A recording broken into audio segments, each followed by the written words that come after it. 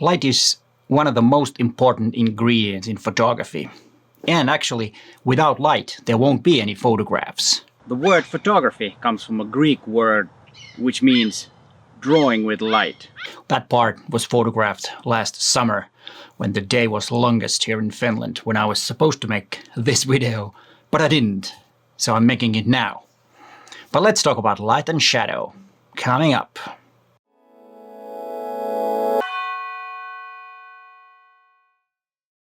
Hi there, my name is Peter Forsgaard and I am a professional photographer from Helsinki, Finland. And please consider subscribing to my channel and hit that bell so you get notified when there is a new video online. My channel is all about you getting to be a better photographer, and this time it's about light and shadow. Before we start talking about light, I want to remind you that this video is an assignment video. I will have an assignment for you at the end of this video, so be sure to watch all the way to the end so you know what the assignment will be, and you also will know what I think about light and shadow. But let's start to talk about light and shadow. Why do we talk about shadows when we talk about light? Because light is quite easy. Everybody can see the light, but the ones that are the masters of photography, they can handle the shadows. And I think that's the most important thing. And also, without shadows, we won't have any shape in subjects or objects. When you are drawing, for example, an apple, how do you make it look 3D? Yes, you will have a darker side and a lighter side. You will kind of like make the shadows, draw the shadow to the apple so that it will look 3D. And it's exactly the same thing in photography. If we don't have shadows, the only thing we have is a very boring 2D scene. With shadows, and to get shadows we need the light, we can make the image look more 3D. And that's why it's one of the most important things to understand how light behaves, what is good light, what is bad light, and how we can take advantage of all these things about light. And usually when sun is shining, everybody is like, ooh, what a nice day to make images.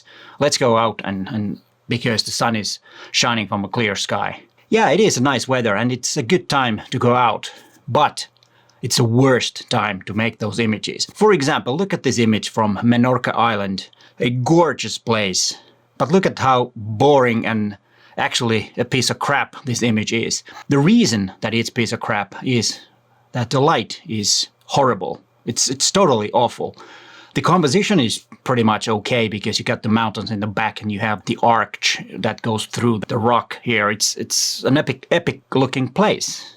But the image from that epic looking place is total crap. And it's because the light is so harsh. To avoid the harsh sunlight is to make these kinds of images early in the morning or late at night. That's why the landscape photographers usually have camper vans and they travel the day before so that they can wake up early and they are already at the scene. Because the morning light and also the late night at night are the best lights for landscapes in general. And before we look some more images and I will walk through and talk about the light in the images that I will show, let's talk about different types of lights that we have. The light that is around us we call available light. It can be artificial light, it can be sunlight, it can be any light source, man-made, or is that proper to say a person-made, I think is more proper way to say that, or it can be the sunlight.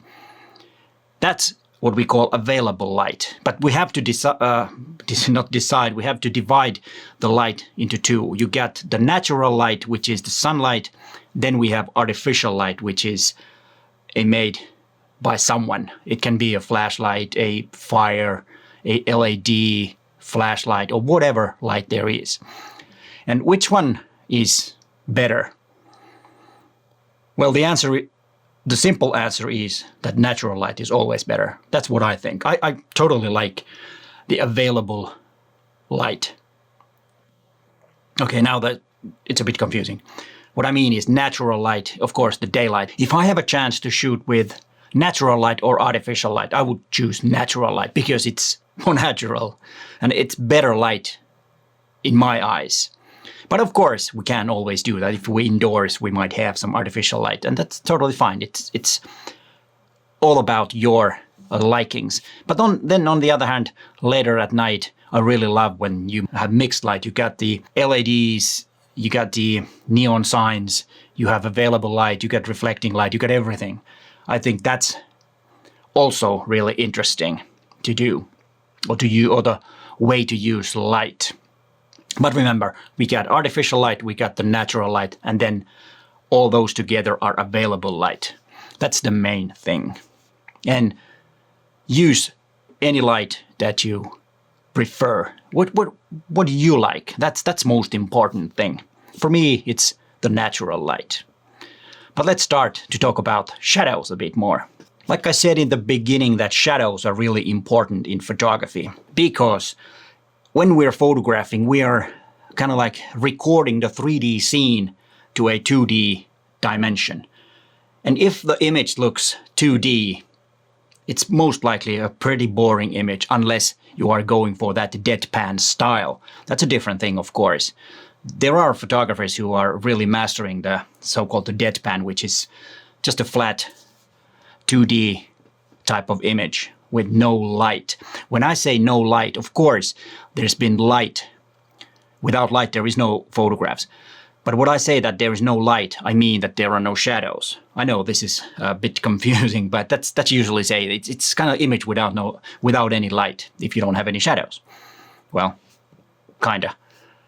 But anyways, shadows are there for two reasons. The first and the most important reason is that they kind of make the scene 3D, like I already said. Without the shadow, you will have a flat surface, which is most likely boring. Have I said that 2D images are most likely boring? I guess I have for a couple of times already. But let's continue. Then you might have the shadow as part of your composition, like with these images. These images have a shadow that has a meaning. It doesn't make the image 3D in the sense that it will make the shape look the way it is.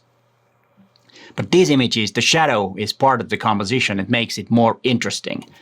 And this, we need some light to do this. Like this image, the shadow is totally a part of the composition. And you can see from the edge of the shadow that the light is not really harsh, because you have softer edges on the shadows. And then you have this image which has more hard edges on the shadows. It was taken with more harsh light. And on this one, it works fine because it will draw the shape of the stairs from between these two doors. This, with a softer shadow, would not look as good. But on the other hand, this one can be either hard light or soft light. It will look the same, or not the same, but it will have the same feeling. But, you know, a soft light is also important when talking about shadows. And to get the best shadows, the most important thing in that is, of course, the characteristics of light, if it's hard or soft. That's one thing. But then also the direction of the light. If we look at this piece of art that I photographed, it's very important that we can see the shape of the sculpture. Without seeing that, it won't be the sculpture. It would be totally flat, but it's not. So in this one, I placed it so in natural light so that the light comes from this direction, because then I can see the shapes. If the light had come from that direction, it would be totally flat, and the shape and the texture of the material that this is made out of would not be visible, and then it would be something else. But on this one, of course, when you're making a product shot like this, you want to show the material, the texture, and the shape. And that's why you need to have a huge light, for example, and then you also needed to have it come from the right direction. And do shadows have any other purpose in images? Look at this image, for example. This image, the shadows are making the surface of the image more interesting. You got lighter parts of the image, you got a bit darker parts on the image, and that's why this image is a lot more interesting. If you look at the background of my video, it's actually, when I look at it now, it's a bit boring. There should be more shadows and some highlights. I might change that in the summer when I'm making a small renovation in my studio again. But enough of the background of my videos. If an image doesn't have places where there are darker places and then you have transitions to a lighter part, it's most likely quite boring. So it's not always about the shape of the object that is done by the shadows. It's also making the image more interesting. You get the transitions from light to shadow in going in different places. But you have to remember that the way our eye and the brain works, we tend to see the lighter part in the image first. So if it's possible, try to make the shadows and the light and the combination so it's hard word, so that the lighter part is the subject, or the main thing that you want to show is at the lighter part of the image. Then our eye will guide us there, and then we start seeing the other parts. And that's really important. But of course, if you want to trick the viewer, then it's a different thing. But the basic thing is that we see the light part first, and then we start seeing other things. So that's a very important way of making the eye or the viewer look at the right direction. That's why a lot of photographers use vignetting when they do photography. You know, the lens doesn't make it. I don't like if lens is a lot of vignetting, because then I can't decide the vignetting myself. But I do add slight vignetting in post-production quite often to make the image or the viewer concentrate more on the subject. That's really important. And then there is one more thing that you can use shadows for, and that's a silhouette. That's a very powerful way of making a composition, or it's not about composition that much, it's about making the image look interesting. Like this image, for example. A tight crop of the statue of Jose Andersen in Copenhagen. Pretty nice sky, but not really a interesting light at the moment, or at the moment when I was making this image. So I decided to make the exposure from the sky, which will lead the dark statue as a silhouette, and then just finding the right composition so that you can see the shape of the statue or the shape of whatever it is. And it's a very powerful way of doing. And the same thing here with the cityscape of Helsinki a few years back. You had a beautiful sky, and then you have black silhouette of the skyline, and then you have some slightly blue buildings in the shadow area. Usually I don't like blue shadows, but on this one I think it's pretty nice when you have the color contrast between the blue shadow and the yellow sky. Let's talk about light in portraits. And portraits is something that I haven't really talked about in my videos before, which is kind of odd because that's what I do. I'm a portrait photographer, and you know, my main subject are people when I photograph. And I don't know why I haven't done that, but I will in the summer when things get better and we get vaccinations and hopefully the pandemic is starting to lose the battle. But in portraiture, it's really important to have the shape in the head. If we look at this portrait, which you might have seen before, this is a black and white version, a bit different image. The person I placed next to the trees, and there are trees on the side and then on the top, which will make the shadow on this side, and then light comes from that side, as you can probably see. The most important thing is trying to have the light so that you will have some shape on the face, because our face is 3D, like I have here. I gotta, sorry, on this, no, it's on this side. I have a shadow, even though I have the light quite in front of me. It's not a perfect portraiture light. But on this one, as you can see, it is pretty nice. It makes the face of the model look pretty good. If we had light coming straight from the camera, it will be totally flat and not that pleasing. This image is a selfie in a studio, so it's a bit of a different type of light. I needed a photograph of myself, so I just did set up a small studio and made the light. As you can see, I used 3 lights on this one. I had one lighting my face, and then I had some rim light, as you can see, and then I had a small light on the background. The reason that I had the rim light and the light on the back was that I had black background and a black hoodie on, and I wanted to have a separation of the shoulders from the black background without the rim light or the hair light, like we call, even though I don't need a hair light.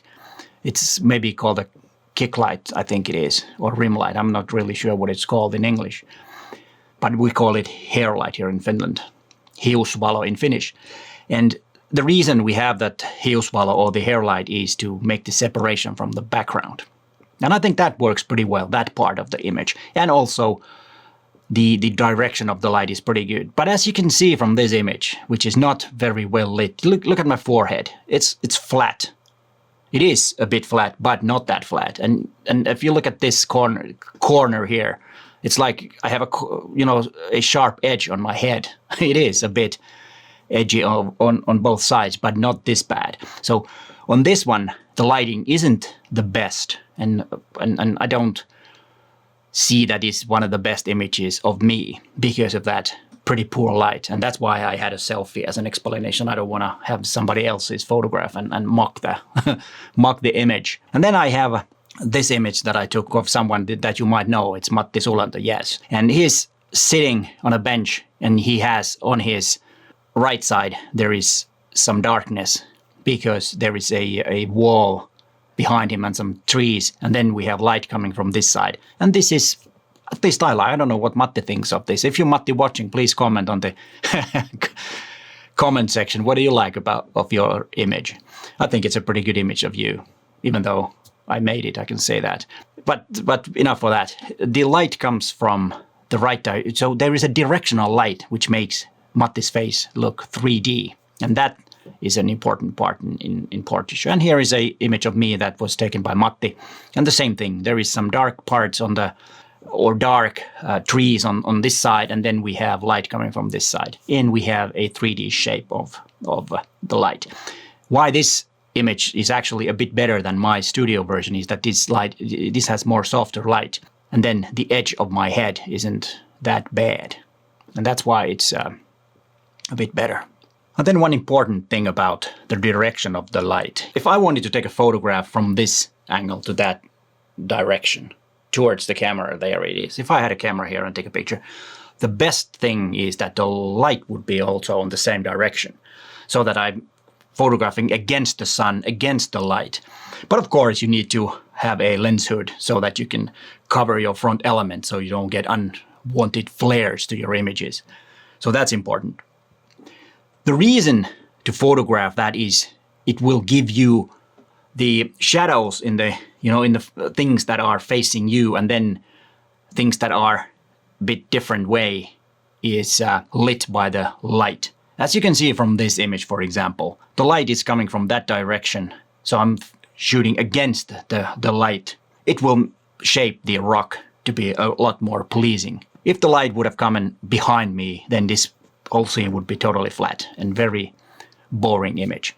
And here is an example of a totally boring image because the light is coming from totally wrong direction. This is one of the worst images I've ever made. It looks horrible because the light is totally crap.